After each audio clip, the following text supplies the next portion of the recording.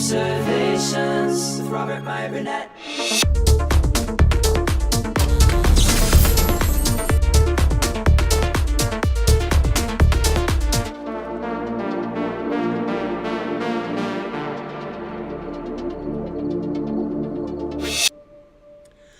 Well, greetings, imagination connoisseurs. Once again, it is I, your Duke of Dope Discourse, your master of fun and wonder, your viceroy of verisimilitude, Robert Meyer Burnett, and I haven't done a Midnighter in over a month. But I felt today was just the day to do a Midnighter because it's Star Trek Day, and it was a very interesting Star Trek Day, and I figured I'd do a little post-mortem. And to help me out with this, I've got John Suntress from the Word Balloon Podcast. I've been streaming with him for years. He's a pop culture guru. John, Rob, welcome to the Midnighter. How are you? I'm doing great, Rob. I did notice at first the Conrad Veidt Industries Watchmen T-shirt. Well done, sir. Well played. Oh, thank you. Yes, I like it's a deeper cut, but I thank you for noticing. Those are the best kinds of T-shirts, the non-obvious ones. I have a great Flintstones T-shirt, and it's a Water Buffalo Lodge hat, and it says like Water Buffalo Lodge, number 38 or whatever. Those are my favorites. Yeah, or like you have the and I bought one too, the Capricorn 1 mission T-shirt and everything. Yeah. So please, they're my favorites. So I gotta ask you, now Star Trek Day is over, but I wanted to ask you, it was Star Trek turned 55 on September 8th, and I just quickly, what is your feelings about the franchise? Tell us a little bit about your experience with Star Trek. Sure. Well, I got a couple laps on you in the track. It's funny. I was watching your earlier show, and you're saying that you don't remember seeing the original series when it was airing on NBC. Right. I have a vague recollection of it being on the TV in the living room, because when the show went to syndication in the early 70s, I was already some sort of fan. And I couldn't tell you when I started watching the syndication, but I kind of knew the show. Or at least I knew about Mr. Spock and Captain Kirk, the basics. So yeah, man, I've been watching for more than 50 years, not quite 55, but I'd say 51 probably years, and maybe 52. But I will say this year's Star Trek Day, as weird as it was at times, it reminded me of the awkward live television moments of the Jerry Lewis telethon. Pretty ironic timing, because you just, especially when you're doing that kind of live TV, you're gonna miss cues, you're gonna miss camera cues, or producers yelling in your ear, wait a minute, what the hell's going on? And we had a little bit of that, which was fun. But it was a mixed bag. I mean, I'm not as, I'm an angry, I don't like New Trek either. I liked the 2009 movie enough when it was new. Star Trek Into Darkness was a complete mess, an embarrassment, and frankly an insult, because it really was. Yeah, projecting the Kirk-Spock relationship where it was in Wrath of Khan to these two guys who just met each other, it's like, I'm sorry, that's BS. I don't believe, like you say, where's the verisimilitude? I don't believe in this, what you're throwing out there. And it's only gotten sloppier and lazier with Discovery. Man, Picard was a big disappointment. And, I'll even be honest, Rob, I hated Lower Decks first season. I maybe liked one episode, the last one, for a lot of the Riker jokes and things like that. Sure. This season, I have to say, I liked last week's episode with the Mugatu.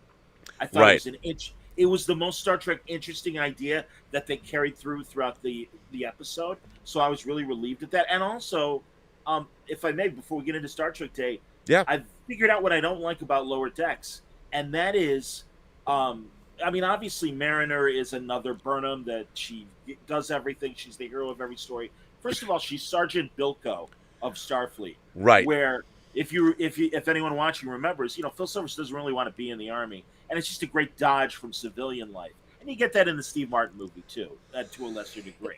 And I think that's Mariner. And the problem with all of us diehard Star Trek fans are, we like Boimler and Rutherford and Tendi, and that they're excited to be in Starfleet because we would be excited to be in Exactly. And it's like, no, man, you got your main character, and at least this year, you're seeing a little bit more of, well, okay, she's getting in trouble for being, the maverick that she is. And it cracks me up because I'll talk to people, and they're like, well, Captain Kirk was a maverick. I'm like, yeah, but that was 1960s television. And I thought that since 87, we've been on a correct course of, this is a big crew, they're all talented people. Let Data be the solution this week. Let Troy be the solution this week.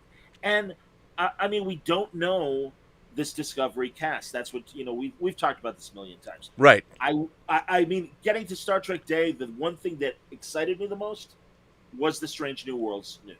I mean, right. At least based on the trailer, based on the behind the scenes, like, hey, I'm so and so.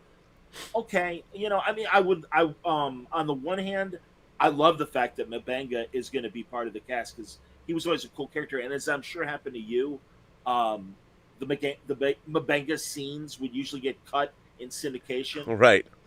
So, you always would see him at the end credits, and you're like, who is this guy? Wait a minute. And then it wasn't until the novels, it's like, oh, he's the doctor that's there for Spock.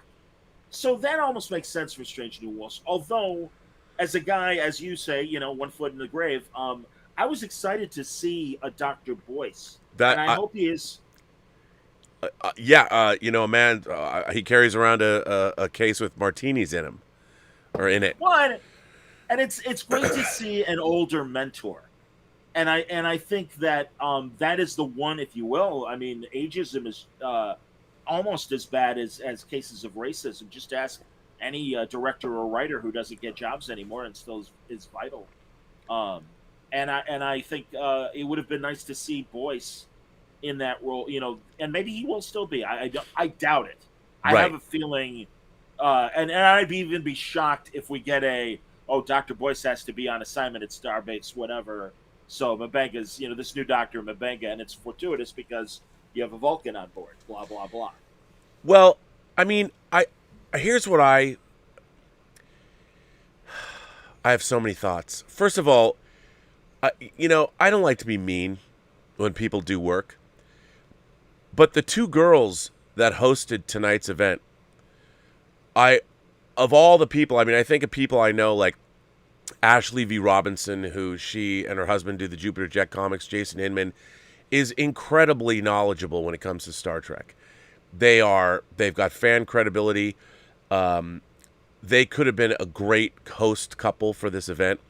I was watching these girls hosting Star Trek Day that were talking about never having seen episodes. They were mispronouncing Ricardo Montalban. I'm like, I'm watching this, and it just seems like Star Trek is 55 years old. I remember, I think it was Kennedy on MTV was covering the red carpet at the first Mission Impossible premiere. And Martin Landau was on the red carpet. And Kennedy's like, Mr. Landau, what are you doing here at this premiere? Like, why would you come to the Mission Impossible premiere? Wow. And Oops. and I felt like of all the talented people they could have host Star Trek. I mean, their crown jewel franchise that they're spending all kinds of money on. Not that, it's great that they have jobs, but they were clearly not qualified to do that job. And you'd think for this kind of an event, I feel that Star Trek is in the hands of people that are not dotting their I's or crossing their T's. Okay. And, Star Trek storytelling and pursuing intellectual pursuits and expanding human knowledge is no longer what Star Trek seems to be about. It's all about inclusion. And that's fine, but that's not really... Star Trek was... we take it for granted that it was about inclusion. Deep Space Nine never trotted out one of the most diverse casts in television history, especially back in the 90s. I mean, between the guest stars, between the recurring characters, I mean, they never said, look at this. This has one of the great depictions of a single black father and his son relationship ever put on TV. They never did that because they didn't have to. It was implicit in the fact that Star Trek is already in the future. These problems are surmounted. I mean, I find it interesting that Star Trek Discovery is a segregated show. You have the black characters like who has Michael Burnham has a black boyfriend. Stamets and Culber only talk to Adira, the binary character, the non-binary character. Yep. It's very odd. And I Yes. understand that they've got representation, but they have representation from a 21st century perspective. And they're not extrapolating. Okay, if we're 1,000 years in the future, humanity is going to be very different than humanity is now. I mean, I would think that at will, people would use Borg technology to extend their lives. People would be transhuman. There would be all kinds of... There's no... It's as if none of the people working on modern Star Trek have ever read literary science fiction. And it is... The lack of imagination in modern Star Trek to me is shocking. Especially when you're making a modern science fiction show, you would think that they would deal with a lot of cutting-edge concepts. Sure. I mean, certainly Star Trek, the original series, did. The idea of an 11,000-mile-long space amoeba invading our galaxy, and those kinds of concepts. I mean, when they finally got to the Picard trailer for the second season, I'm like, I looked at it, and it was shocking how unoriginal all of those ideas are. Yeah. Oh, there's an alternate. We have to go back in time to fix the future because the fascists have taken over. I mean, you could take there's 8 different Star Trek episodes at least that were represented in that idea. And what's really interesting is half of them came from TNG. I mean, it's a riff on all good things. Even Stormfront, which was that terrible 2-parter that brought us into Enterprise's 4th season, it was a little bit of the little bit of the voyage home, you know. And it was like, I look at this and I'm like, how can I get excited about a Star Trek show that clearly has not one shred of originality? They even make a joke about 7 of 9's driving. Let's go all the way back to second season of TOS and talk about driving a car, Kirk and Spock. This is the action, yeah. You can't get any better than that scene. And they've already done, you are an excellent starship commander, but as a taxi driver or whatever, you leave much to be, whatever he says. I mean, it's... Absolutely, yeah. It's you look at this stuff, and even the jokes are warmed over Star Trek. Over. Yes, I absolutely agree. And Picard should be... I mean, if you're going to deal with a series about a man who is relevant, who's in the twilight of his life that isn't so relevant anymore, the ideas that are depicted, especially, I watched that trailer tonight. I was shocked at all of those things. As if, have you ever watched Star Trek? You know, you've got a little city on the edge of forever. Every time travel trope, you've got the Borg Queen. Like, First Contact, really? Like, you're doing all of these things. It's a mishmash. And how is this, you know, why is this passing for Star Trek now? And this entire event, the only time that I actually was enjoying myself was when Rod Roddenberry came out and they brought on George Takei and they brought on Gates McFadden to talk about the Roddenberry Foundation. I'm like, this is what Star Trek is. This is the kind of thing that should be happening. And it was incredibly, I'm just watching this and I'm thinking, what is it that Star Trek is supposed to be now? And, you know, when they trot out, oh, we're going to have young Uhura, we're going to have Nurse Chapel, we're going to have Dr. Mbenga, and then you're having a relative of Khan Noonien Singh? Yeah, I noticed that too. Well, let's see how they treat that. But it's somebody we've never heard of before. You know, it's like, you know, as soon as Khan Noonien Singh would show up, wouldn't Spock be like, you know? Yeah, but wait a minute, Rob, you're right, and it didn't even occur to me when they were running the promo. But this is a Noonien Singh encounter before Space Sea. I'm sorry for being so dense, but holy shit, that just occurred to me. And no, red flag on the play, absolutely. Well, man. You know, what I don't understand is like when they're here they have an opportunity to forge new territory, to give us new characters. And okay, we've got Dr. Chapel and Number One, 2 characters both played by Majel Barrett, and now we're seeing them together in a show. And it's like, really? Like, you have to go back to, like, why not make new characters? Well, there's an entire list of characters from the Cage. I love one of Peter David's better Star Trek novels was The Rift. Yep. And it was, as you know, a sequel to The Cage. And there's Jose Tyler, is I want to say the blonde, like navigator or helmsman that we see that has a few lines beyond 5 lines or whatever in The Cage. And you get him as an old man coming back. And there's like a whole story, and it starts with a Pike era Enterprise prelude before it gets into the future story that is clearly of at least the movie generation of the original characters. And yeah, so again, that's why it's like, oh, that's really too bad. I'm like, no, Uhura and Chapel didn't bother me. I'm like, okay, fine. Well, Uhura's what I don't cadet. like is Cadet. She's a cadet or whatever, but why is it that, like, I watch these things and they're bringing back these characters, and to me, you know, these characters were portrayed by actors for 30 years, and you're looking at they're co-opting other people's work and other people's. Agreed. And it's just it's an odd thing to me, but nobody talked about story or pushing the boundaries of allegorical storytelling. I mean, some people, George Takei said a few things about how they stories that mean something today, and I find the state of this franchise that to me was always about challenging the intellect, and it was always about making you think about things that you hadn't thought about before, right. Or just the ideas behind Star Trek episodes. And I feel that I haven't seen an episode of modern Star Trek yet that had a compelling idea that I feel was something to contemplate. Like, I understand with the whole burn in the 3rd season of Discovery, they have a kid who's like being abused and he's psychically crying out, destroying all the dilithium because I'm like, this is fantasy. Yes, this is all correct. Magic. It doesn't make any sense on any kind of level. And I feel that modern Star Trek is no longer science fiction. It's total fantasy. I mean, they're bringing back people from the dead. You know, like Ian, the character. Dr. Culver certainly was brought back from the dead too. For that. Yeah, and it's just, you're watching this and you're like, what is this show? It is nothing like a credible science fiction show. And I feel that, like, look, I have to show people this happened to me. Well, I wasn't the only one it happened to. I was blocked. I didn't even know this.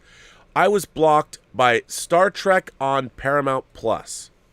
Now, I think this happened today, and I wasn't the only one it happened to. I think they had a list of certain people. Now, what I find interesting about this is I am a Paramount+ customer. I pay for Paramount+. And part of the reason I pay for Paramount+ is to keep up with Star Trek. I mean, whether it's Discovery or Lower Decks or whatever. And I have been blocked because I have a dissenting opinion. I mean, who's running... Look, what business that provides a service via Twitter bans their customers, blocks their customers? I mean, I'm looking at this going, what, because I am not a fan of modern Star Trek and I rail against it? I'm not going, fuck you, fuckers. You know, right. I'm No, you're not. I'm having cogent conversations. And let me tell you, I know a lot more about Star Trek than anyone currently in the employ of CBS. Anyone. Seems that way. Yeah. And so I've also worked for CBS. I have made official Star Trek material. I spent 3 years of my life working on the Blu-rays, and that's fine. I don't care. But what I'm curious about is who makes the decisions to start banning your own customers on a social media platform? Rob, you're not Walter Cronkite, but if you remember Roger Mudd, another CBS veteran anchor, that's okay. So I will say, given your body of work for Star Trek: The Experience at Las Vegas, at the Hilton, all those great years, also your great work on the bonus features, Free Enterprise and Enterprise, and your film Free Enterprise, it's kind of like CBS telling Roger Mudd, yeah, thanks, we don't need your business. And it's like, but I have a body of work with you. Yeah, we don't know who you are. See you later. Yeah, well, it wasn't just me. You know, it's other YouTubers now. I understand my whole channel is based, this channel right now is based on inclusion and building a community. I have a movie in theaters right now that I have produced and edited, and the whole point of it is about inclusion. You know, and I think I'm a pretty inclusive guy. I just don't like the horrific storytelling that we've been receiving since 2009 in Star Trek, my favorite franchise. Yeah. And I think I have cogent, well-argued reasons for feeling that way. And what's really interesting is I'm curious, who made the decision to start going through and banning Twitter users who somebody must disagree with me or whatever, but who made that decision from a business standpoint? Like, I mean, I'm not going to make a big deal about it, but some people are. Some people are going to, tomorrow there's going to be videos made about whoever works it. And I can't imagine that it's going to be policy. Is it Paramount Plus policy to go on to their official, are they hiring people that are now going to police the opinions of people and only allow those that, there's other things on Paramount Plus that I like. You know, I'm looking forward to Paramount's deep catalog of movies, and I really will enjoy having all of Star Trek in one place or whatever, so I like jumping around and sampling it. But it's really interesting that, you know, you hire these two girls to host this event who were woefully not qualified to do what they were doing, woefully underqualified, and woefully ill-informed about the very subject that they were supposed to be covering. They called Mariner. Yeah. Which, because I'm like, oh, that's who they're talking about. Yeah, man, no, it was, and like you said, Montalban, but also there was another character that it's like, man, you guys don't know. I mean, you're right. It's the least they could have done. Hell, and I agree with you on Ashley. She would have been great. How about two writers of Star Trek Prodigy's first season, Julie and Shauna Benson? Yeah. Who, I mean, God, I have had hours of Star Trek conversation with them on and off the air over the years, and again, you know, honestly, Rob, because I felt the way that you have for a lot of it. I will admit that at least the teaser scene we saw of Prodigy might be a fun show for. You know, I have to say, I'm actually looking forward to Prodigy because David Mack is involved with it, because the Benson sisters, who I like very much, are involved. I really like the animation. Yeah, you know, it has a great look to it. I mean, it doesn't, to me, feel anything like Star Trek. I understand where they're going with it because, you know, to me, Star Trek is inherently about the human future. And as you move out and you want to look at it from, you know, people are like, we got to have a Klingon series or something. That could be cool. But I feel that Star Trek has lost its cohesion. You know, if you look at the Berman era of Star Trek, it all kind of felt of a piece. Next Generation, Deep Space Nine, Voyager, even to a certain extent Enterprise, it felt all what we're getting now. Everything, the uniforms are all slightly different. There's no cohesion in the Star Trek universe anymore. And and forgive me, I'm sorry, finish your point then. No, I was just going to say, when I look at things like, you know, even the uniforms in Discovery and on the Enterprise, I'm like, what? You know, these look, and it's very interesting that they're trying to tell us in the Berman era, we saw the classic Enterprise in the Next Generation era. And in Trials and Tribulations we did.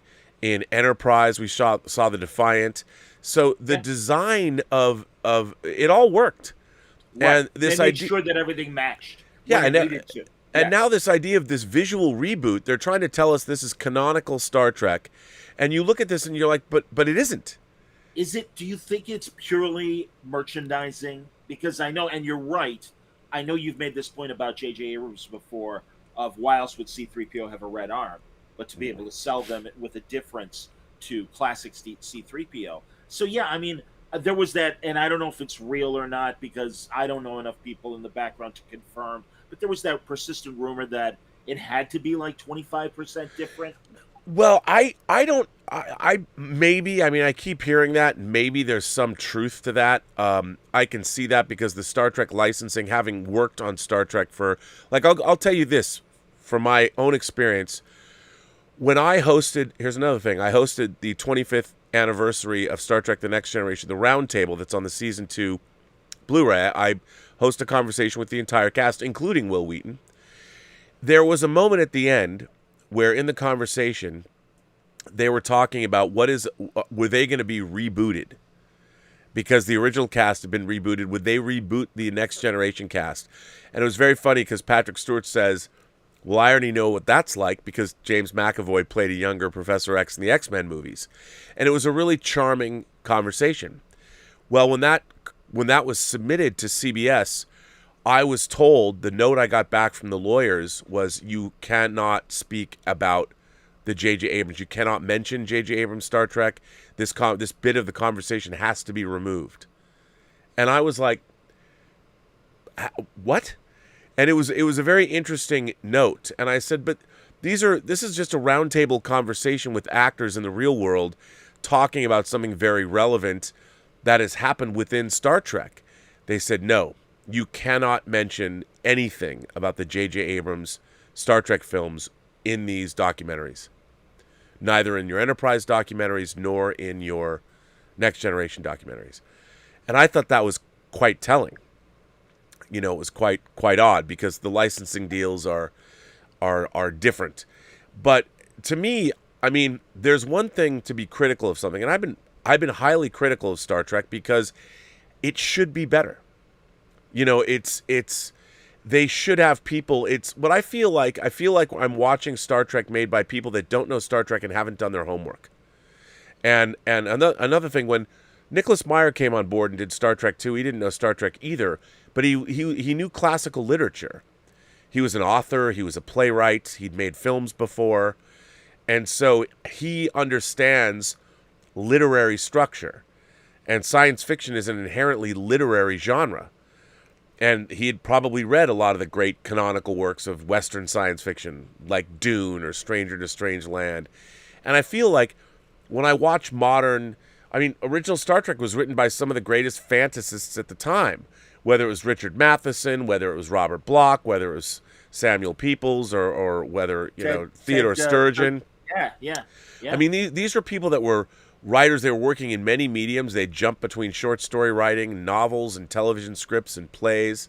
These were very learned people writing these stories. Even Dorothy Fontana had a literary background. William Clayton Johnson, of course. Yeah.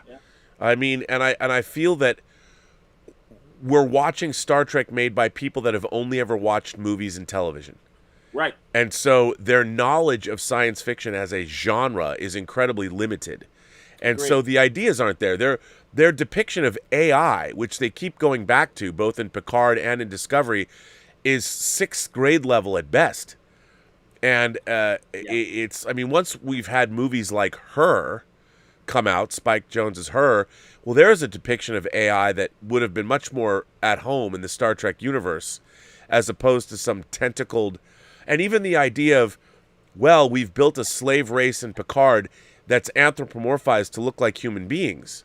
Makes no sense. No, why would you even do that? If you're gonna, why wouldn't you build tripods or four-legged beings?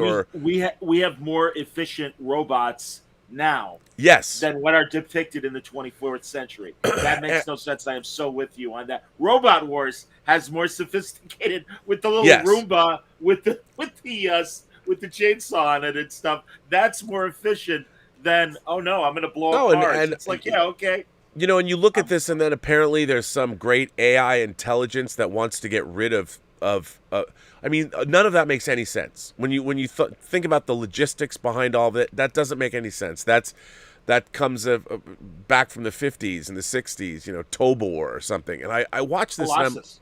Colossus, the Foreman Project. I mean, yeah, and that was 1970, and that was based on a book that came out earlier than that. And when I watch these things, I can't get behind them because the people writing these things are not smarter than their audience. And when you look at a show like Breaking Bad or Better Call Saul, they're ahead of their audience, and those guys really know what they're doing. And Star Trek should be the creme de la creme of science fiction on television. Totally.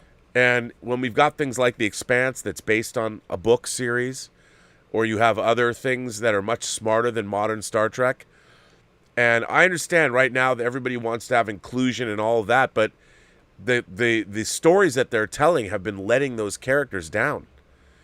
And it was always there in Star Trek. And like you say, they make such a big deal last year in Discovery of the non-binary moment. Oh, I hope that's okay. Of course it's okay. It's like, yeah, it is okay. It's 300 years in the future.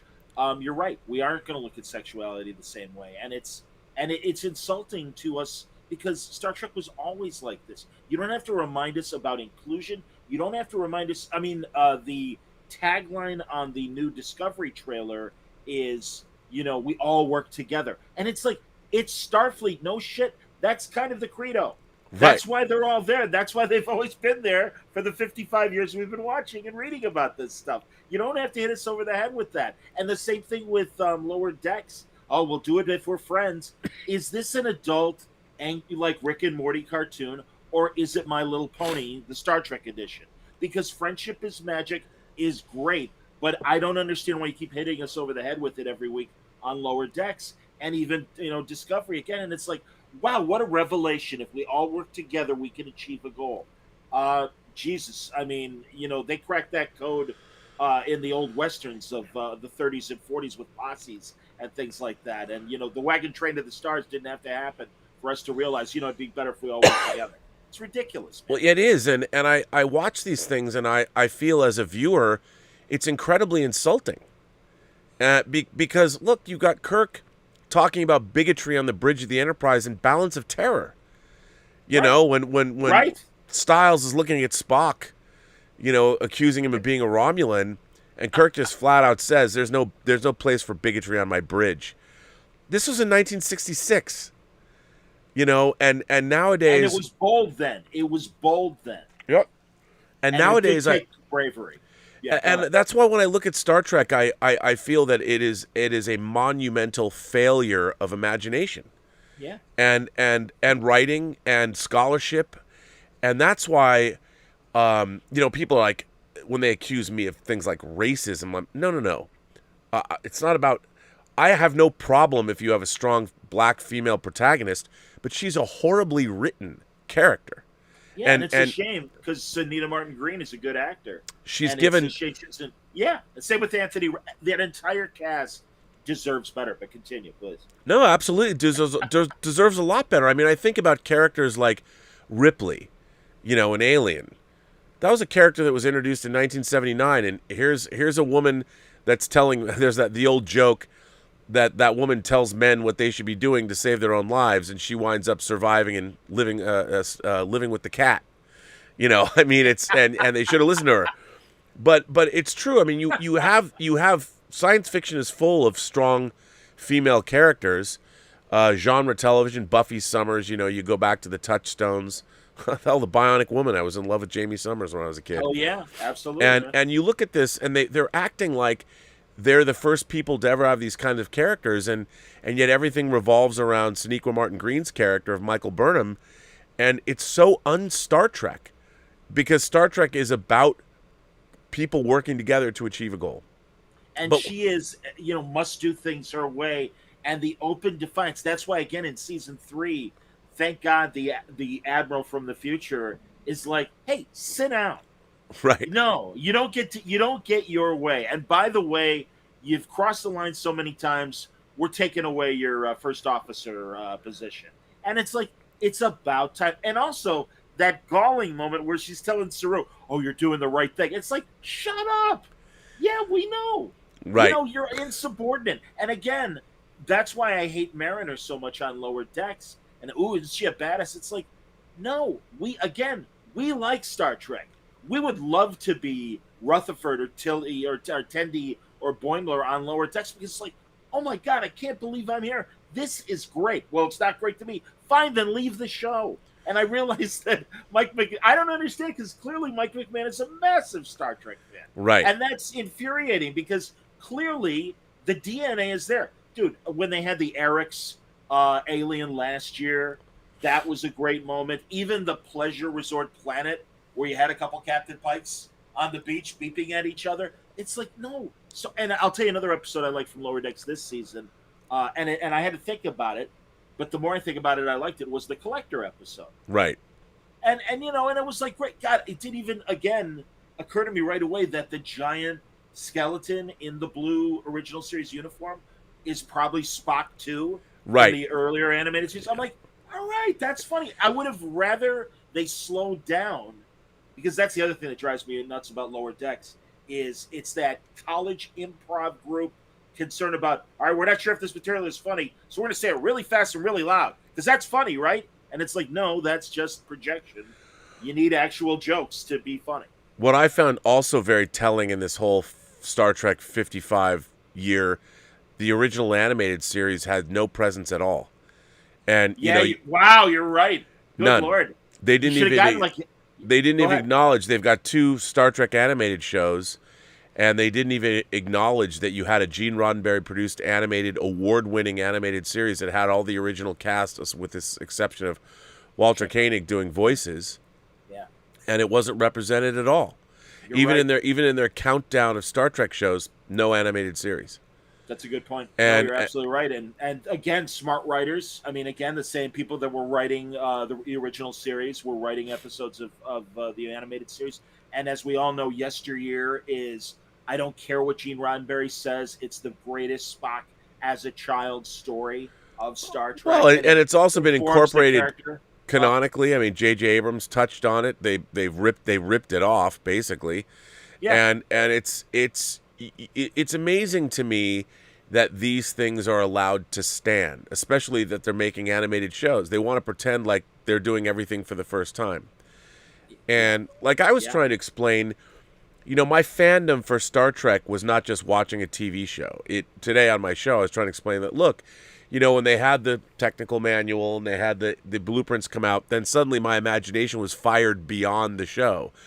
Yeah. Whether it was building models or creating my own stories with Mego action figures, and now, I mean, it's just a different world. And it's not because I'm older, it's because I love great storytelling. And Star Trek storytelling still holds up like so much of the great 60s shows, whether it's, to me, the genre giants were Outer Limits, Twilight Zone, and Star Trek. That was the triumvirate, that was the cornerstone of the shows I watched as a child and as an adult. And those were all shows that were made for all ages. And this idea that, we have to make, the Nickelodeon series to appeal to kids is odd to me, because I started watching Star Trek when I was 5. But, I mean, it all speaks to the infantilization of our culture and how children, we gotta give them the things that we have to have. Children's programming, and of course the children's programming it's all about snark. It's The Simpsons. It's all Bart Simpson. He can smarter than the adults and all of that, and it's a very weird place to be. But also, like you, I consumed not only the technical manuals, but like you were talking about today, those Best of Trek paperbacks and those great Bantam photo novels. Yeah. Those and the were best great. of, I mean, yeah, because I was going to say this is probably what you're about to say, and that is that in the case of the Best of Trek, it made you thought outside the confines of the series and the bigger questions that the series would have in its subtext. And it made you think, and it really made you a critical thinker of these ideas that they were throwing out there. And it expanded. Dude, I'm with you. I say the same thing, where it's like, I know it almost sounds like a religion, and of course I realize it's just a show, but I'm kind of like Grandma with her stories. It's like, I've been following the story for 55 years. I can't stop watching it. You don't understand. I'm like, I need to know what's going to happen next. Even when I get disappointed, I still want to know what happens next, because I'm so invested in the ideas that Roddenberry and company threw out there. Well, that's the funny thing. The Star Trek of yore had so much built into it. It was there. It was inherent in the world building.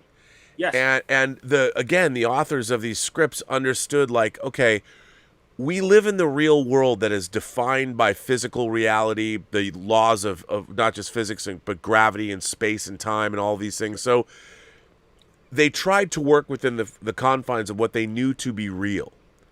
But now Star Trek has no interest in that. It's like, okay, the perfect example is the way the turbo lifts are depicted in the ship.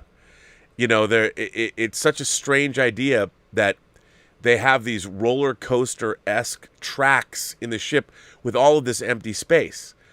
They're And like cable cars in the Swiss chalets. yeah, where and you I'm see, like, on the wire, and it's like, where's all that space? where is all the? I mean, it doesn't make any. And you look at it, and when they show you how voluminous, how much space there really is, none of that jibes with the exteriors of the ships. And you're looking at this, going, "Wait a minute."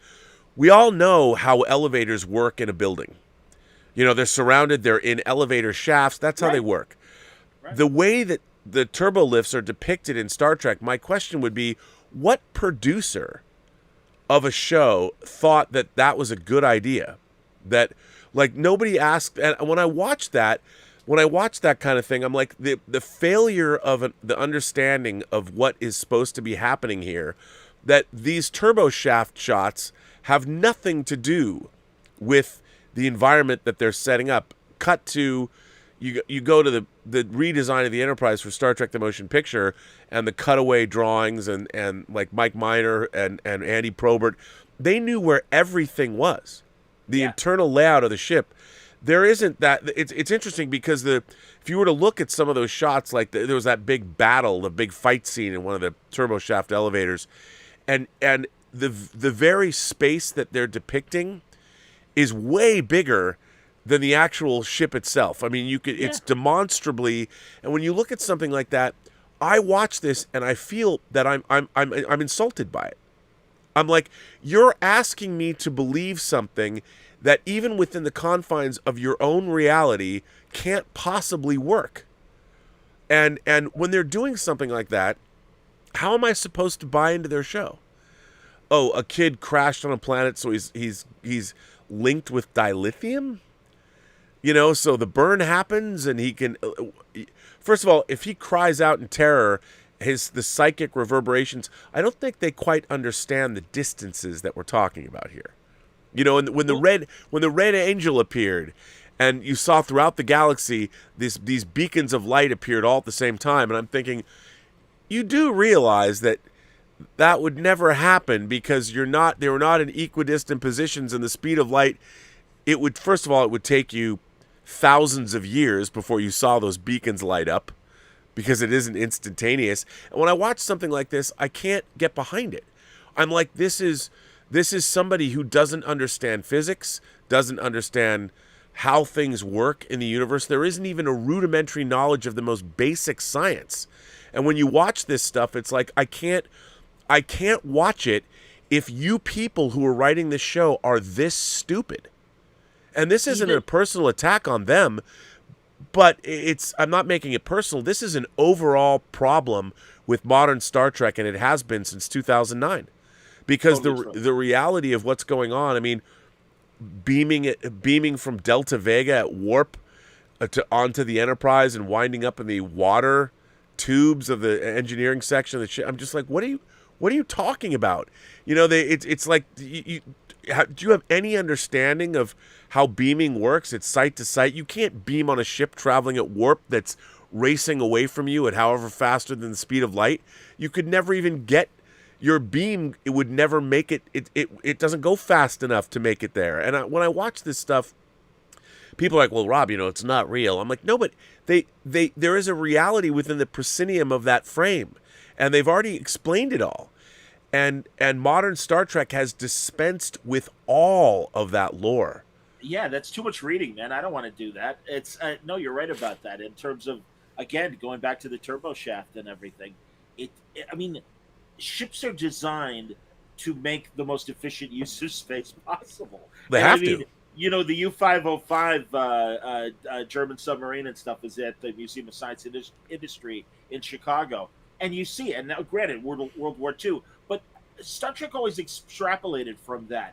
And I liked how Enterprise was a cramped space. And you can believe that, okay, it's a little bit bigger and easier, just like our own space capsules grew to modern space shuttles and whatever is coming in the future and stuff. So again, you can build and make sense, but to go from a normal turbo shaft from the original series through Next Generation and the other shows to this, enormous roller coaster kind of turbo shift that makes no sense. It's like you said, they don't care. They don't read. It's not those things aren't important to them. Whatever looks interest or cool or interesting, I'm assuming, supersedes just basic logic. But that is when you're working on a science fiction show and you're doing world building, that shatters the illusion of what you're trying to do, and it undermines the credibility of everything else that happens. And I feel that way about. I haven't watched one episode of Star Trek or Picard, of Discovery or Picard, that made sense to me. I'm watching this, and it's just you're piling on one ridiculous notion on top of another, and none of it makes any kind of sense. And I wonder, I'm like, is it because none of these people read or watch science fiction? And the idea, they dealt with immortal android bodies in the first season of Star Trek in the episode "What Are Little Girls Made Of?" I am Roger Corbin. And how horrifying that actually was. The idea that God. you give up Christine, I'm still me. Transmit. My God, you're right, it's chilling, man. And then now we have Captain Picard who dies and they put him into an android body. Good luck. Good news. It's on a timer, so you're probably going to die around when we thought you were going to die. It's like, what? What? Again, why?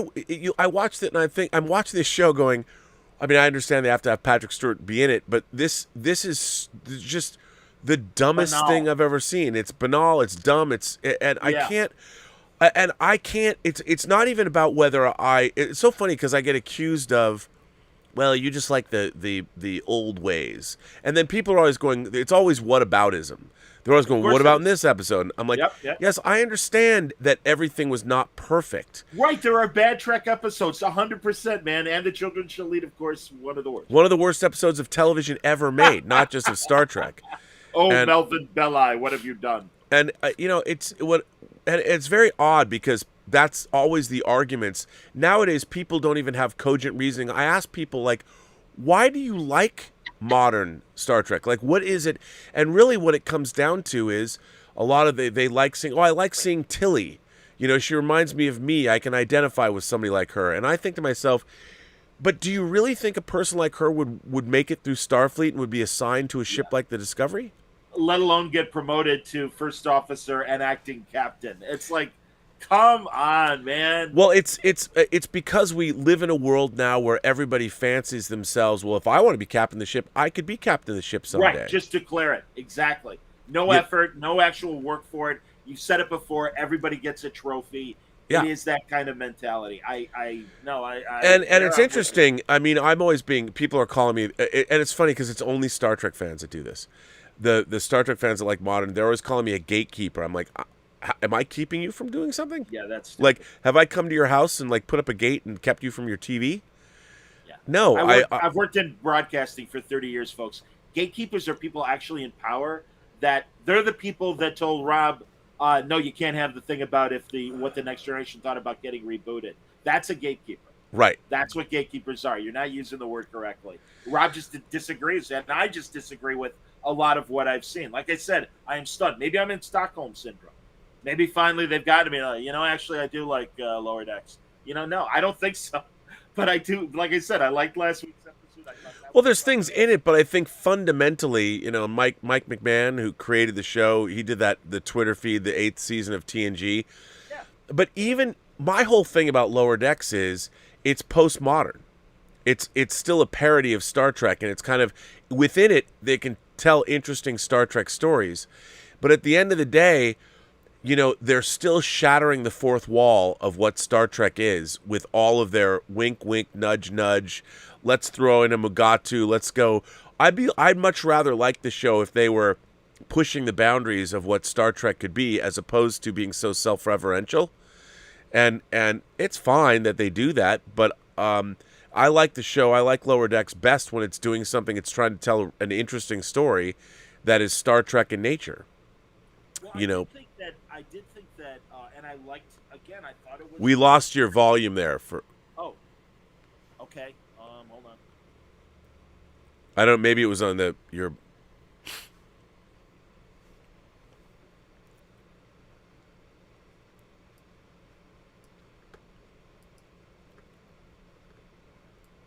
Well, a few people have written in. So Ron C sent in a super chat and says, "Rob, congrats on Tango Shalom, future San Francisco showings." Well, I don't know. It depends how well it does this weekend. Tango Shalom is succeeding despite itself because we don't have a marketing budget. It's all grassroots, which is in this day and age kind of crazy that it's working. It opens much wider in New York and New Jersey. Hopefully, if it does well this weekend, and I don't know if it will because we just don't have a marketing budget. We're trying, but it might go to Miami, Chicago, and Philadelphia, so that's cool. But it is released. It is going to be released on VOD on the 29th of October. Although there might be an interesting. It would be very ironic if this happens, but Tango Shalom might wind up in a very interesting place, which I can't talk about yet. Swack Props Cal says, "Take heart, Rob. Picard Season 2 is nothing more than the further imaginary adventures of Jean-Luc Picard, who's still stuck in the Nexus." Man, I couldn't have said it better. Cal, I looked at that storyline, and again, I'm like, if you've read Star Trek comics too, it's like, my God, how, and Star Trek novels, I guess because I've consumed all of these things, when I looked at that storyline, I'm like, everything here is cliche. There was not one thing in that new Picard trailer that I haven't seen before. Multiple times. And I was waiting for one shred of something. And I'm like, how is it that modern Star Trek writers, and Terry Matalas, who's working on that show, who worked for Brandon Braga, that's what they've decided to give us? Another alternate timeline, travel through. I mean, really? Really? With Nazis, yeah. There's so many great stories to tell, and you're rehashing Star Trek's greatest hits. It's like I was watching Patrick Stewart was fronting a cover band of Star Trek's greatest hits. Clint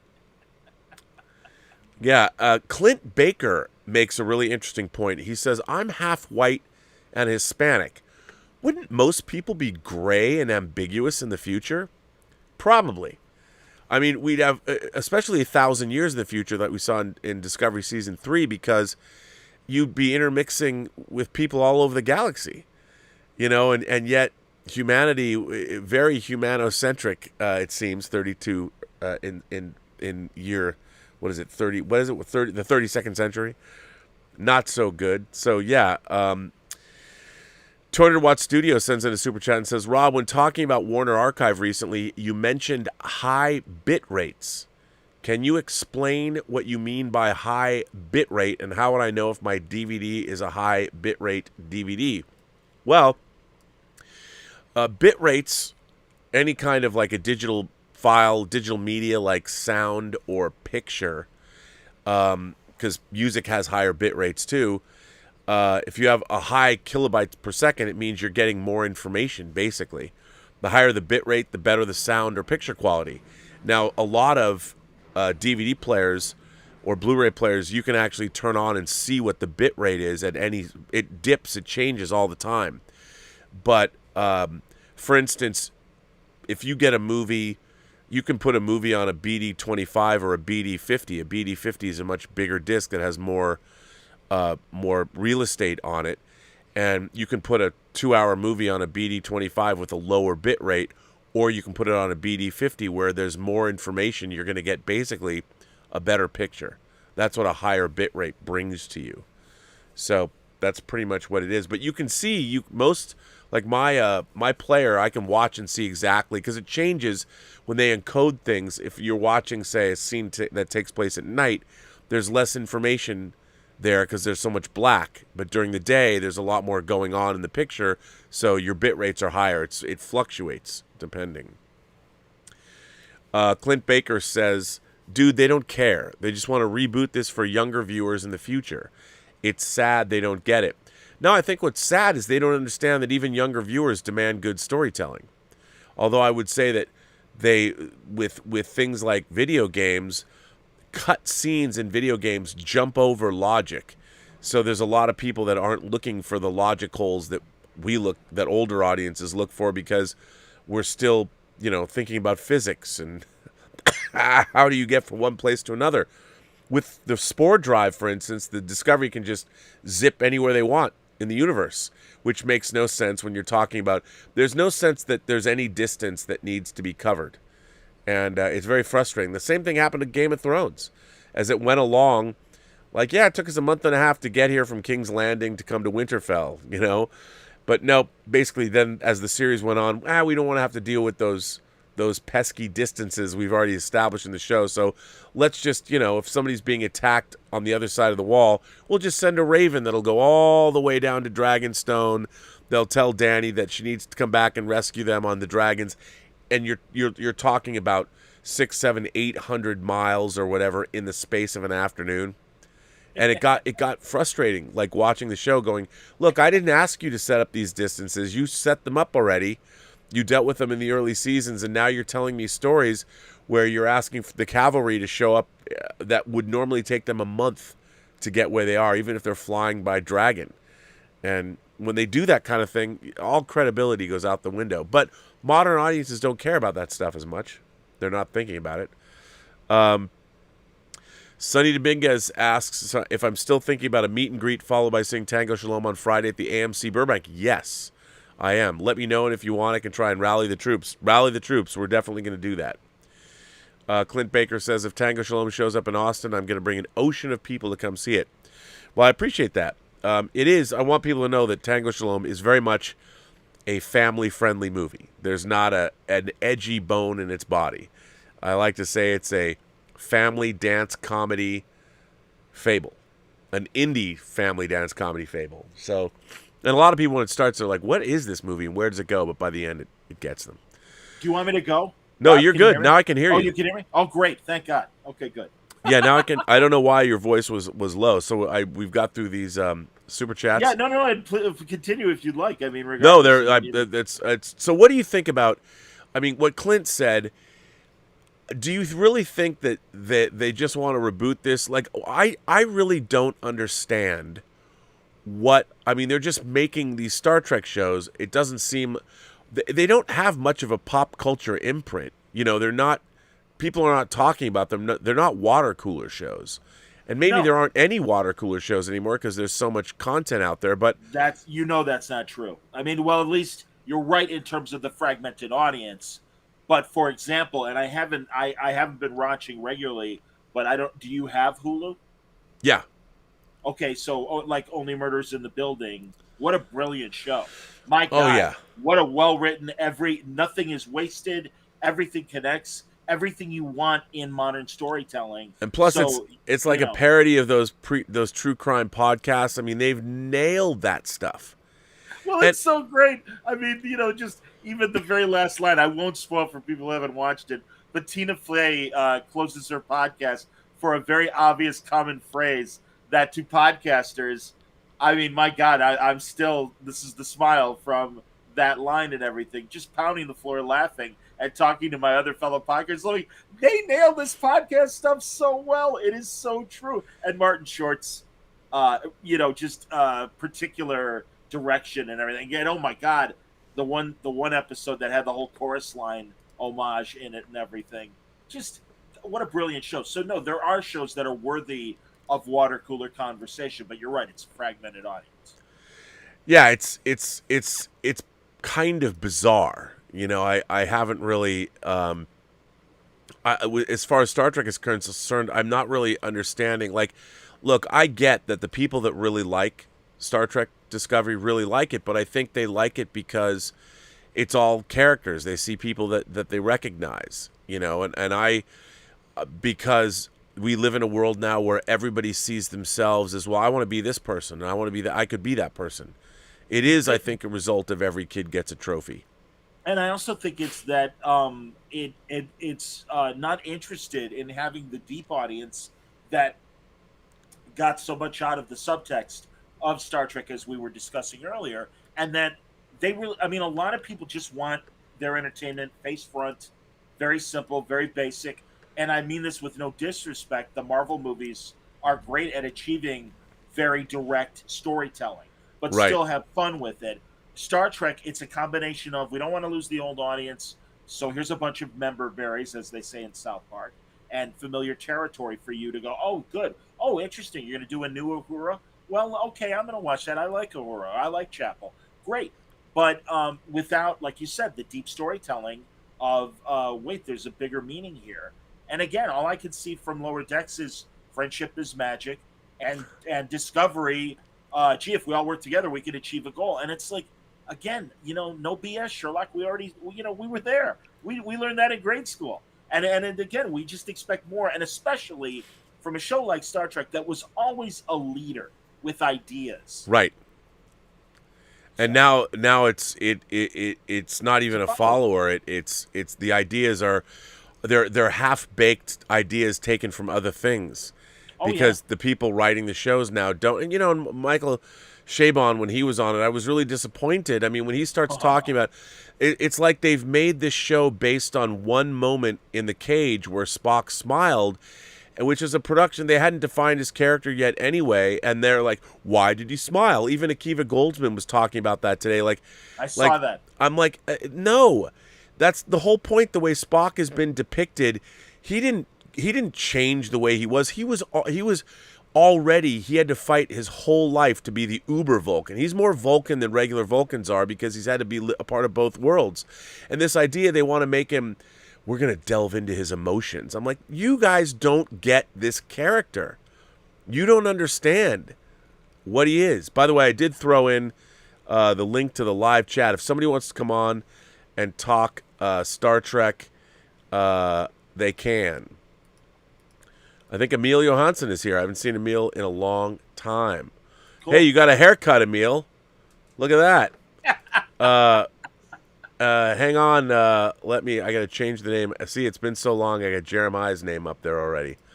Let me change this to Emil, and I will put you in the show. I haven't talked to you in a while, Emil, so it's good to see you. All the way from Sweden. So I'll be curious to hear what you have to say about this. Yeah, I wonder if Emil was able to watch Star Trek Day coverage as it was streaming. I know we're only for the U.S. and the Canadian audience. We're gonna find out. I'm gonna put Emil into the show. And we're gonna find out what he knows, what he's seen. Should we trust him? What do you think? Oh yeah. All right, Emil. You are coming on to the Midnighter. You've been here before, but it's been a while. Welcome, Emil Johansson, to the show. How are you, sir? Can you not hear me, Emil? Oh, you know what? He's frozen. I was gonna say either he's very Emil, look, he's very contemplative. Well, Emil, I don't know why you froze. But dude, I sympathize. I was having trouble with Rob before we started as well. Yeah, we'll see if somebody will come back. No worries. Cool. We'll see if someone comes back. But I'm glad you mentioned that Akiva Goldsmith also was making that same point of like, well, he smiled, and it's not just in the cage; it's in Where No Man Has Gone Before, of course, when they're playing 3D. And it's also in Amok Time. But when he sees that Kirk's alive, but here's but go ahead. Here's another thing: Vulcans have emotions. Yes. They don't not have emotions. They just control their emotions. They developed they adopted the philosophy of Surak, and they have emotional discipline, so they can control all of their emotions. That's what they pride themselves on. But they are not immune from, like when Spock sees Kirk alive at the end of Amok Time and smells Jim. Sure. These are things. So it's when Spock smiles when they get to Delta, or when they get to the planet where the Telosians live in the cage. I mean, Spock is delighted by this because I think he probably feels comfortable around his shipmates, and sometimes he lets his guard down and smiles. But I don't even, honestly, man, like you said earlier, I think it's more simply they hadn't figured out the character yet. Well, yeah, there's that moment. Was it in Charlie X? I know there's a moment where Uhura's singing in the mess hall. Yeah. And Spock's playing, and I think it might be Charlie X, where he has a bit of a smile there as well. If not, it's another scene. Maybe it's in Caridian, Kodos and everything. Yeah, the conscience of the king. Yeah, it's in one of those. But again, it's just these are small. The fact that you want to now base your entire depiction of Spock on this production, they hadn't figured out the continuity of the show yet, is such a weird idea to me, because it's the only way they know how. They can't write Spock the way he was originally written, so they have to figure out what's a TV way that let's give him emotional problems, a learning disability, let's give him and let's give him a cliche problem that other people have, that we understand as TV writers, so we can make it generic. And it's like, you don't know how to write Spock. You don't understand this character, and it's frustrating. And the attitude of Vulcans towards human emotion, I always feel, and again, it's no disrespect to the actor that played Sarek in Discovery, but that moment in Star Trek 4 when they come home and they solve the problem, and Sarek sees Spock and it's good to see you, my son, and he says, these humans, maybe I was wrong about you joining Starfleet. Right. Your associates are of good character. Your friends are of good character. You're a good character. And he goes, and Spock's like, they're my friends. And Sarek can't help himself, because this is how he was brought up and conditioned as a regular Vulcan. Oh, goddamn, emotions again. And he bristles and is like, yes, of course. Like, all right, Spock, we know. We don't talk about that stuff. We're Vulcans. Whereas modern Sarek in Discovery is amused by humans openly. Right. And it really and it's like, no, man. Again, he married a human, so he clearly accepts humans, which is great and incredible forward thinking.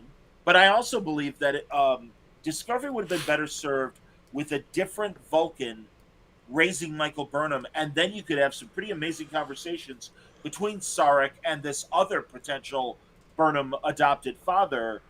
Man, your kid's half human. Well, you're raising a human.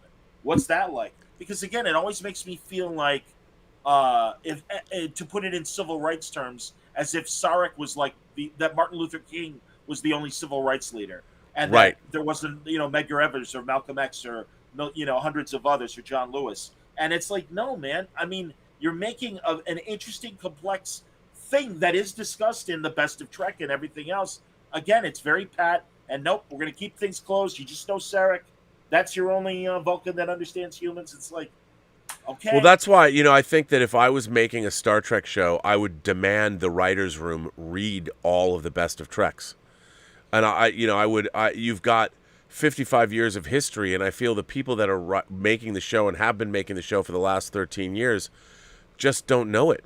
It's like, I feel like they've all read Cliff's Notes, and they're writing their papers based on writing their episodes based on the Cliff Notes.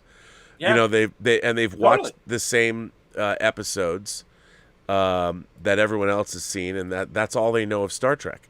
And that's why people are so, the cage is such a touchstone for people. It's so weird to me that the rejected pilot for Star Trek is something that the writers keep coming back to. The blueprint to move forward, rather than maybe we should have listened to the network notes and Where No Man Has Gone Before, and again, even other first season episodes. Now I'm with you, man. We have somebody else who is here. Can you hear me, sir? Grant? Okay, good. We've got you. We can hear you. I will bring you on to the show.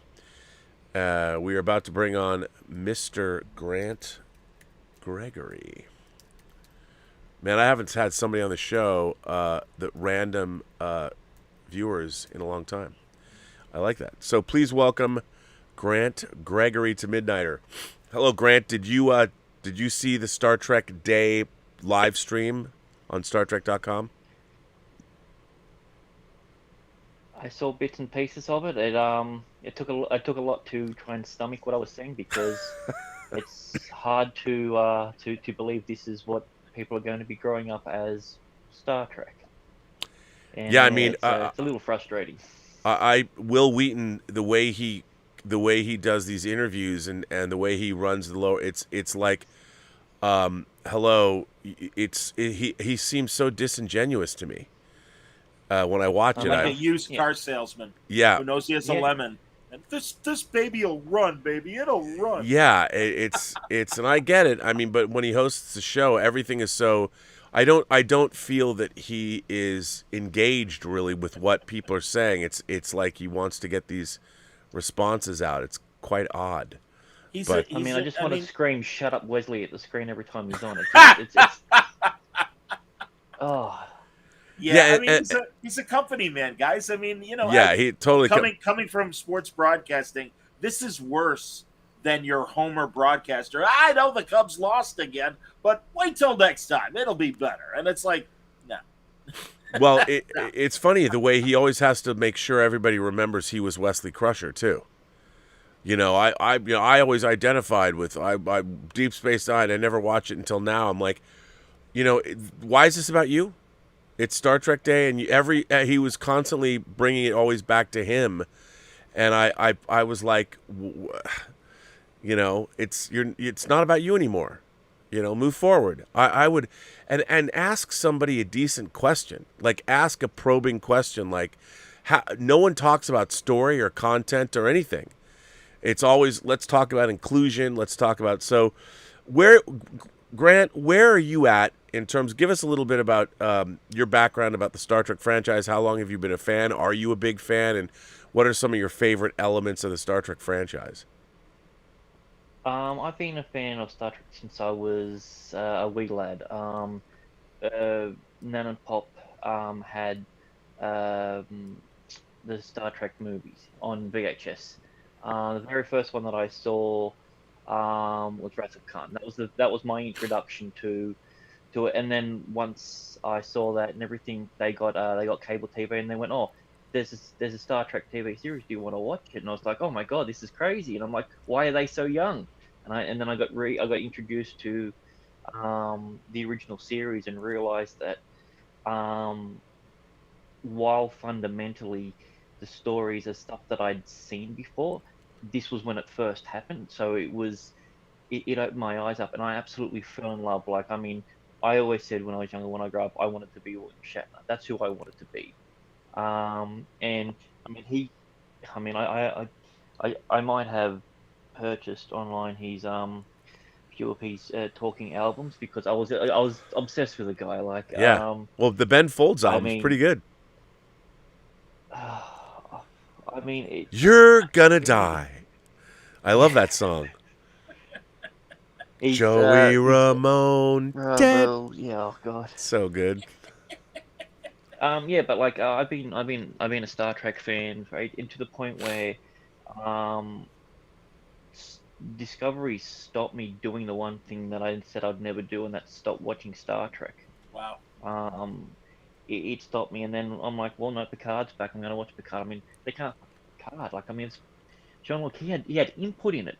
This is going to be great. And then when it was just a Mass Effect ending, and then he turns into a robot that's going to die and everything, and the next season's probably not going to be mentioning it. Now the new season's some sort of weird fever dreams. Like, I don't know what it is. It's just like, remember this happened. Let's just do that again, but nowhere near as good and without any context. Right. Yeah, we're going to do all good things, but then we're going to create, well, it'll be like Stormfront and First Contact and City on the Edge of Forever and A Piece of the Action.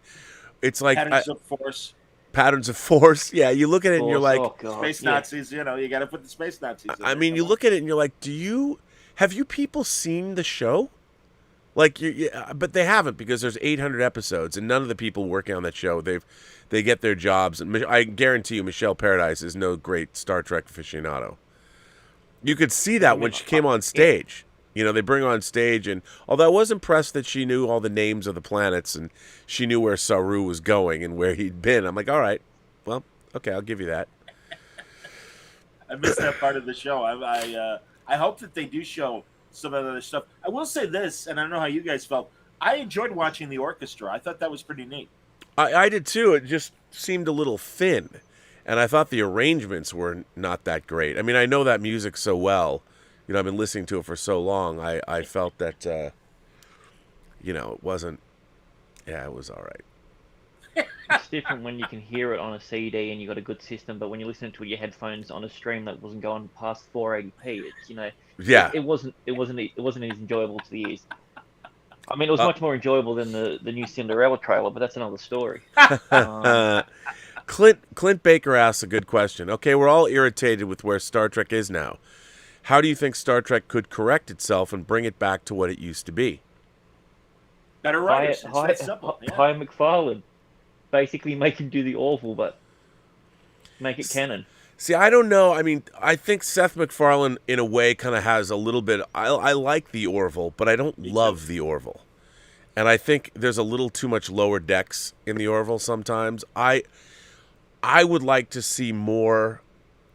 I would like to see a Star Trek show that is a little bit headier, that's asking more of its audience.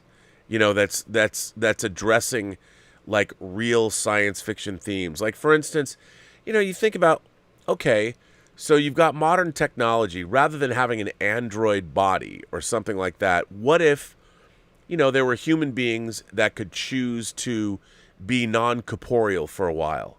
Like, you could go be an operating system for 100 years if that's what you wanted to do. Or you could be put on a generational ship and run the generational ship. And for 100 years, you get to live in virtual worlds, and then you have to be reconstituted. You get put back into your mind gets put back into your body. Well, how do you readjust? You know, or something like that. Or maybe there's a group of people, instead of like guild navigators, because they've ripped off Dune for the mycelial network. But what would happen, you know, if you give up your corporeal body for a long period of time, and then you get, or just, I don't know, I've just made that up now, but something. But that's a great analogy in terms of someone that's been in a war situation for too long, or an inmate, and have them readjust to things. So no, I mean, that's the thing. You can extrapolate a modern reaction to a futuristic problem, and you're right. That's one of the main things that's missing. And also, just they've shown that they're incapable of handling the one story per season. I mean, it's their stories are just they're too fat. I mean, they don't know where to go with them. Or the other thing, and I believe this with Lower Decks, and I mentioned if you guys think this, when it comes to Lower Decks, I have a feeling that they submit jokes or story ideas and they're rejected, and maybe we're getting the third best joke or the third best story idea because it's been voted out by committee. I think of that with Lower Decks. And again, with Discovery, no. I mean, it goes back to the point of you've got writers that don't have ambitious ideas. And that's why I'm hoping people like Mark Bernardin on season 2 of Picard, people like Julie and Shauna Benson on Prodigy. Yeah. I know that they're smart people. And again, they're not going to be the only ones writing. And we'll be the only ones who have fingerprints on their stuff. But I'm really hoping that influence can seep through in a way that, like I said, last week's Lower Decks, I liked. I was surprised, but I actually liked. Well, I think about someone like Kirsten Beyer, who's a great Star Trek novelist. Yep. You don't hear about her at all anymore. No. Like, is she still on the show? Is she still an co-executive producer? I'm sure that, you know, David Mack, one of my favorite Star Trek novelists, is only a consultant on Prodigy. And it's interesting to me that what Star Trek needs now, like, you know, Walter Mosley was on Star Trek for a while, and you're like, okay, there's a novelist, one of the great American novelists right now, and he gets kicked off because someone you have a black man conveying a story about something that happened to another black man and what a police officer said, and someone in the writer's room got offended by this. I mean, how would you get offended if Walter Mosley comes in and tells a story like that? Wouldn't you have context and understand, like, here's a black author who's been writing about black subject matter for a long time. Like, if he's telling you a story about a racist cop, that when he uses the language that the racist cop used, that doesn't mean you report him to HR. Like, I mean, that to me shows also a fundamental lack of understanding about what you're doing and who you're doing it with. I mean, are people that dense and they can't understand that there's, I mean, I really feel that America, and I think it is mostly America, we are sliding into this weird place where we have forgotten the real world exists. And, you know, you think about Bill Maher did a segment a couple weeks ago where he talked about, he's like, yeah, when you talk about how bad America is, think about Afghanistan now with the Taliban back in power. Think about women that wanted to go to school, that were getting educated, that now can't leave the house without a burqa on. I mean, imagine what that's like. I mean, people talk about the way certain people act like America is the worst place in the world. And you're just like, you've never been anywhere. If you feel that way, you clearly have never traveled. You've never moved around the world. You've never gone places and seen that. You have no clue. Like, we're worried about people, what pronouns you're using.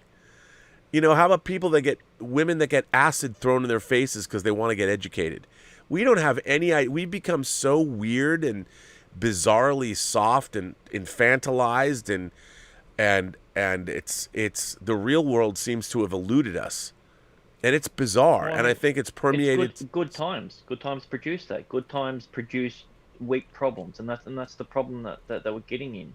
Yeah. And like with everything that's going on, and back to this, like we were saying with the Star Trek thing, I think what they're doing is they're doing the opposite. They're writing by committee, but telling stories about one person when it should be other way around. One person should be having their story and writing about the entire crew. And right. even within the committee, that's everything is now run by committees. Like it's I don't like to use the word echo chamber, but it's essentially what it is. And you know, without speaking ill of your country, it seems to be a very big one, especially with the lockdowns and different things going on around the world at the moment. It seems to be more that I can't remember, a guy said it in a poem. It was like, you know who hates America the most? It's Americans that hate America the most. And it's true. It's like if America is so bad and terrible, why are people fleeing from all around the world to come into this racist, terrible place? Because it's not. Because you've had good times and you're able to do things that you couldn't do in other places. Like, I have friends who were over in who were gone because they were Christian, and they had businesses and fortunes. They were quite wealthy, and they're gone. We don't know where they are now. And that's just where are you at, Grant? Australia. Okay. Oh, cool. Yeah, well, you guys are in lockdown. I mean, I heard that they're going to allow Sydney people in New South Wales to travel once 70% of the population is vaccinated. Yeah, double dose. Where I am, because last stream I was on with you, we were a little bit inebriated. Let's just say. Just a little. It was a fun one, but yeah, like I'm just down the road. Like where you used to live up at Tamworth, I'm near there. Yep, that's what we talked about that. Yeah. But yeah, like so at the moment we're actually on Saturday we're going to be coming out of lockdown after 151 days or something like that. So yeah, so that'll be good, and the idea of being able to go to a cinema again is quite exciting. Unfortunately, your film isn't being shown over here, but but it's coming. One day, our Tango Shalom is coming to Australia. That's great, man. So it's part of a Jewish film festival that was going to be in October, November, but now they pushed it into 2022. But it will be coming to Australia, which is pretty exciting. Well, if I can see it, I will. If not, then we'll try and set up some sort of digital watch party or something that we can do that way. And yeah, no, I'm looking forward to it. Yeah, Rob, you should, I don't know if that's family friendly. I'm sorry, Grant. I didn't mean to step on you there. I apologize. Oh no, sorry. It's I've got a little bit of lag, so I tend to. Oh no, me too. With my headphones, I don't want to jump on top of you, so I had a little bit of talk. I'll let you go now. I was just going to say that's a great idea, and I don't know if that's something you've explored, kind of in the way that Kevin Smith took Red State, and he was able to go city to city and sell tickets. Yeah. You should. I mean, really, after your festival period, I don't know if you guys are thinking about doing something online. And also, given the size of your audience, that would be great. And yeah, I'd buy a ticket to watch the movie if it doesn't make it to Chicago. Yeah, I mean, I think the problem with Tango Shalom is it's not my normal bill of fare. Like it is like this crazy inclusive. I mean, people like it, but it's not. I don't think the audience, the imagination connoisseur audience, is necessarily the audience for it. I mean, people seem to like it, but it's this quirky, weird little family comedy thing, and it's so funny to me because it's not. I worked on it for 5 years, and I'm really proud of how it turned out because it is what it is. But it's not. I don't know if I took it around like Red State was a horror movie, And I went and saw Right. Kevin Well, Smith sure. when he brought it, and it Sure. was a lot of fun listening to him talk. I mean, Tango Shalom it's very old-fashioned, as Well, when but people... and yeah, I don't know if it necessarily you could travel state to state, but like having a watch party and putting a ticket price if it would help the Yeah. movie, and also I imagine that there eventually will be an on-demand streaming path. Yeah, it's for on... the It'll be film. on Well, VOD on October 29th. oh, wonderful, excellent, So, man. That's cool here. but I don't know Great. which territories, but yeah. Okay, yeah, yeah. I'll have to see if my VPN will allow me. Because when it comes to video on demand stuff, Australia's just like, no, we're not doing it. Yeah. Regarding another thing about Star Trek Day, I don't know if you guys caught wind of this. I didn't see it when it was happening live, but afterwards, after it finished, I saw they had posted a 6-minute interview with Will Wheaton and Alex Kurtzman. Yeah. And talking about, wow, five shows in production and not having a central direction.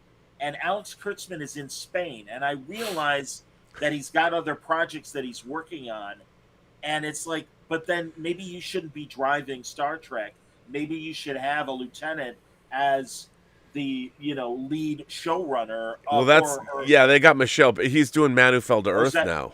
That's what I figured. Yeah. And I'm like, great. So he's going to take Walter Tevis's book and redo Manu Fell to Earth. Alex Kurtzman's directing that, and I'm just thinking, it's like seeing Akiva Goldsman's horror movie he made. It wasn't called Sabrina. I always want to say it was Sabrina the Teenage Witch, but it's not. It's Stephanie, I think, or something. And it's not. It's like these guys, man. Akiva Goldsman, I look at him, I'm like, great. The man who wrote Lost in Space. The Lost in Space movie is now going to be writing and directing Strange New Worlds. And I wonder, I mean, I understand he's got I'm sure he whips out his Academy Award whenever he wants to impress people. But even watching him speak, tonight I was watching him speak, I'm like, this guy? It's really... Yeah. No, I'm with you, man.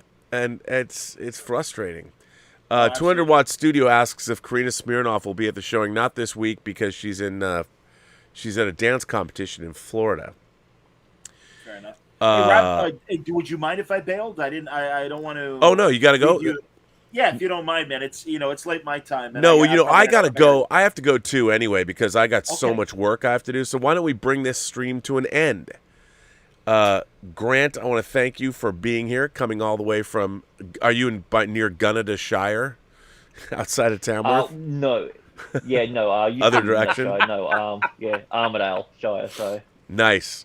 Well, gentlemen, I want to thank you for being here. I want to thank everybody for listening. Let me just get through really quickly. There's two more things that. All right, I'm going to bolt in the meantime, though. Okay. All right, man. Thanks, guys. Thank you very much, Rob. As always, great. Good to have you here, man. Get some sleep. Take it easy. You bet. All right. You're in Chicago. It is late. Yes. So let me ask you this. Richard asks, this is a good question. Richard says, Star Trek in the 90s fooled people that it was a little bit more weighty than it actually was. It's the opposite now. It's become the affectation of grubby diversity officer enforcers who get to indulge their petty vendettas at an unacceptable frequency. Well, I don't know if I buy that because Star Trek, The Next Generation was an anthology and there were certain episodes. Sometimes I think Next Generation was deceptively simple, but it turns out, like one of my favorite episodes of Next Generation is a third season episode called The Survivors, where they find an old man and his wife as the last survivors on a planet. And you find out that the alien race that actually his wife doesn't exist. He's a character called a Dowd. He's almost omnipotent, and he reached out and committed genocide against this alien race that attacked his planet. And I remember when it's finally revealed, it's the episode that Worf says, "Nice house, good tea." And when you find out what happens, it's such a shocking ending that this creature has committed genocide and wiped out this entire race. And Patrick Stewart plays it so well, and he says, we can't even comprehend the scope of your crime. There's nothing we can do to judge you. You have to live with this. And I was like, that episode knocked me out. And it's deceptively simple, but at the end it's pretty weighty. It's just that Star Trek in general is optimistic. So sometimes the, man of the people, the guy that's raping Troy mentally, basically, so he can prop himself up. That's a brutal episode and he's like, look, I just need to fix this problem. It doesn't matter if she gets in the way. Who cares? We're trying to save a planet here. And that's a monstrous episode too. And you're like, wow. But what do you think? Do you think that in the 90s Star Trek fooled people, that it was a little bit more weighty than it actually was? No, I definitely think it was. I mean, I'm thinking of some of the stuff like duality and that. That was one of my favorite ones from DS9. I'm like, it's still something that holds up today. Yep. And when it comes to the stories having weight, I mean, the problem with the modern day stuff is they'll take an episode like that, or I can't remember the name, where it's in DS9 when they're back in the 20s and he's the writer. Oh my God, how am I blanking? Far Beyond the Stars.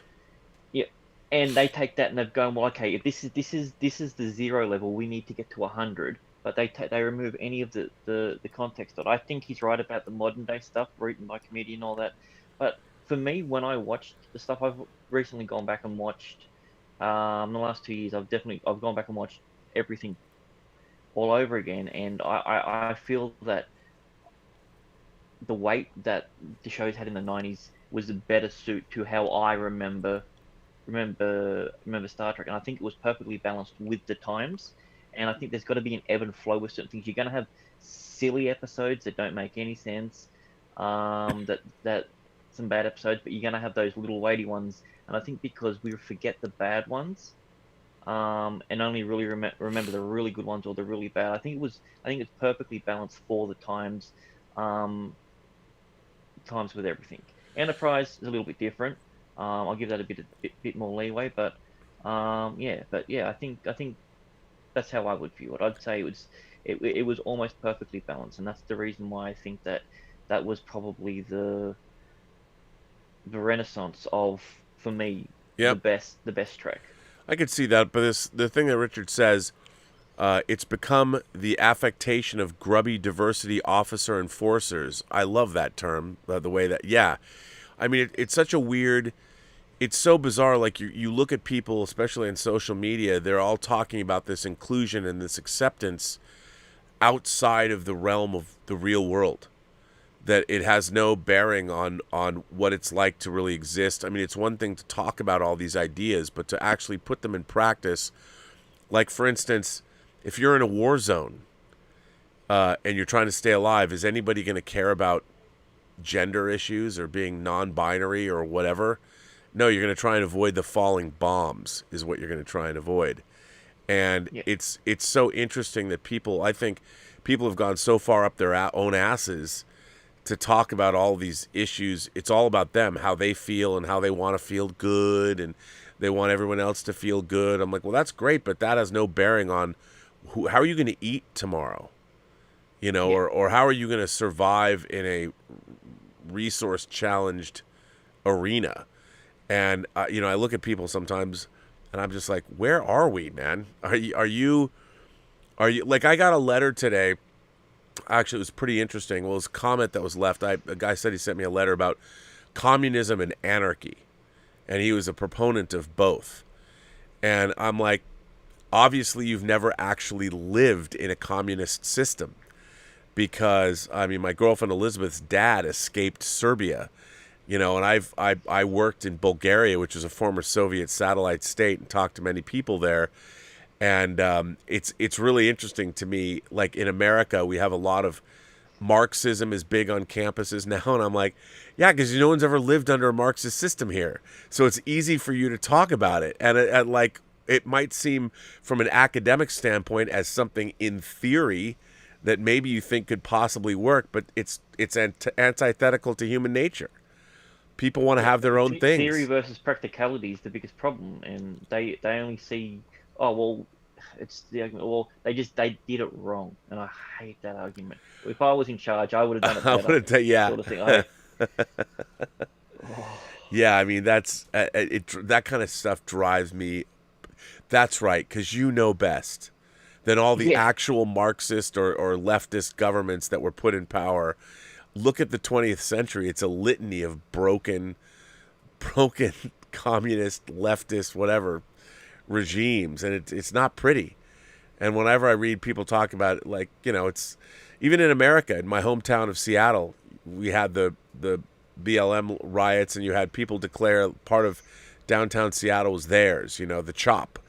And it's like, okay, Yeah, but Chad or Chaz or Chad, whatever it was Chaz, called. all of that. I'm like, but you took over a park that was already there, that was already, there was roads and there was power and running water, and and you just decided all of those things were yours. And I was thinking to myself, if you were really doing what you wanted to do, you would pick up and leave and go into the wilderness somewhere and go build yourself your own community.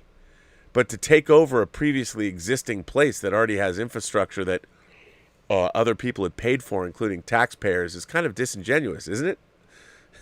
Well, it's not what they think. It's like when you go camping and you have a mansion with you. It's glamping. That's their activism. Yeah. I want communism, but I want all the good things, none of the bad. I want all the good of this, but none of the bad. It's like, okay, I want to take your infrastructure, but I want all this. And then when they tried to grow, they were trying to grow plants on cardboard because they had no idea of what to do. Like, oh, you just put seeds down and water them. Like, there was no forethought about it. It's easier to take and claim, to destroy than it is to build. No one wants to build because building's hard. Right, building's hard, and also you work your ass off to get there, and you never get there.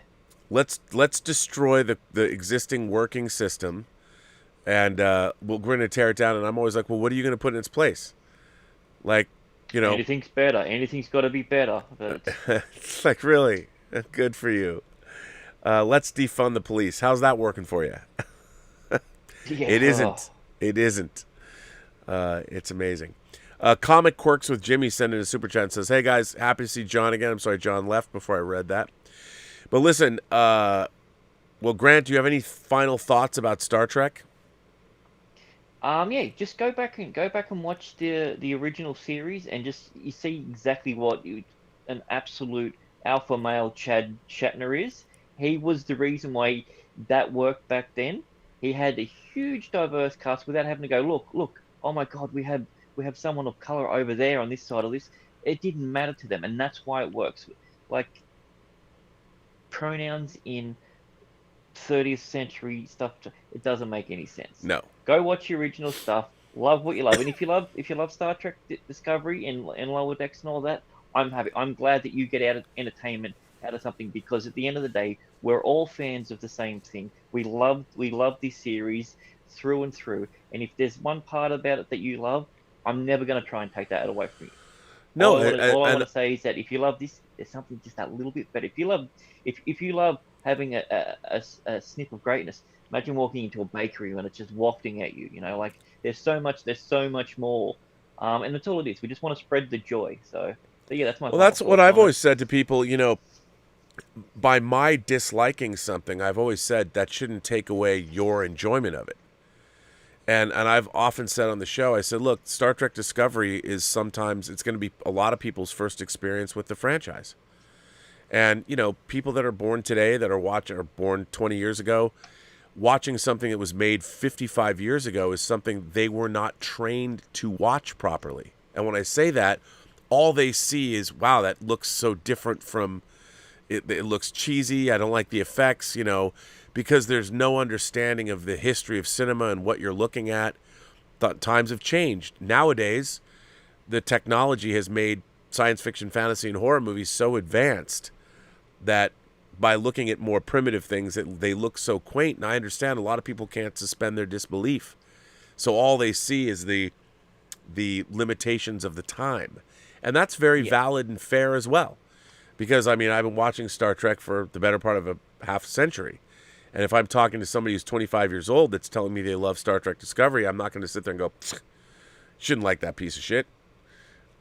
Because to their experience, they like it because they're seeing something they've never seen before for the very first time. And so if they're getting something out of it, great.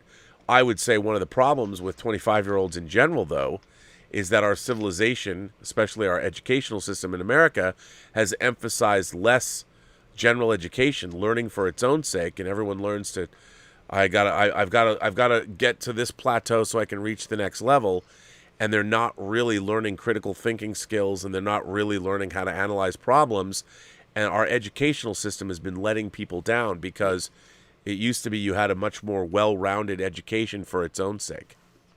It's what to think, where it used to be how to think. Yep. That's the main difference. That is the main difference. And the funny thing about it is everyone is trying to tell you what to think today. And my question is, who made you the arbiter of what to think? You know, one of the great things about human history is whether it's art, whether you're listening to a symphony or watching a ballet or reading a novel or reading Shakespeare or now watching a movie, if you're doing all of those things, they're all contributing to the tapestry of what you know. And those things don't presume to know everything. They're just one small part of what it means to be alive. But nowadays, people will tell you, nope, it has to be this way. You have to be this way. You have to believe this or that. And it's strange. It's all strange. Like, why would you say that? Where are you in your life to be able to tell me what I should know? It's very interesting. Yeah, exactly. Yeah, inclusion of everything except inclusion of thought. That's what they want. So. Yeah. And one of the things is, it's like, okay, so we have inclusion. What is that going to result in? You know, now inclusion, I mean, then what? Where are we going to take this? And I don't think I believe in inclusion. I believe in voices, and I believe in people need to be able to, we need new voices. We need new experiences. And people that have been marginalized and haven't been heard from have stories to tell that we need to hear. But the question is, then what are we all going to do with those stories? Once you give somebody a voice, then what? Having given them a voice isn't enough. You know, we have to incorporate that into our civilization and make sure that they're taken care of and all of those things. We're not good at follow-through. No. So. No, as a species, we're not. Yeah, we have to be dragged through to the other side. Yeah. Yep. All right. Well, Grant, I will say goodnight to you. I'm going to get off this stream. I want to thank you for coming here all the way from Oz. Great to hear from you again. Thank you for having me, sir. It's good to be on again. Always a pleasure. Looking forward to the next time. Yep. I will bid you a good evening. That was a good conversation. That was a really good conversation. So, yeah, which is fantastic. Well, everyone, I want to thank everybody for being here. I want to thank everybody for supporting the channel. I want to thank, I don't even know if there's any moderators here, to be honest. Bunyan Snipe is here. Hello, Bunyan. How are you? I didn't really tell anybody I was going to do this. I thought about it at the last minute. So, and the lovely, the funkalicious Zephyr Chan is here. That's nice. I didn't know you were here. I wasn't paying attention. Well, anyway, all of you, thank you. I want to thank everybody for supporting the channel via Super Chats and tips. Thank you so much. I want to thank my moderators. Maybe I'll do more Midnight Metals now that Tango Shalom is out in theaters. I have a little bit more time. So this was great. I'll be back tomorrow. I'm not on the John Campea show tomorrow. And tomorrow night, we are doing the live Designing Hollywood broadcast beginning, I think, at 8 o'clock, where I'm going to be talking to a lot of the costumers who work on Marvel movies. Ellen Mrojanik, who I can't wait to talk to. She's going to be one of them. It's going to be so much fun. But anyway, look out for that. And I will be doing a Robservations tomorrow, or actually later today. So remember, every person you meet has a story to tell that you have yet to hear, and all you have to do is listen. And with that,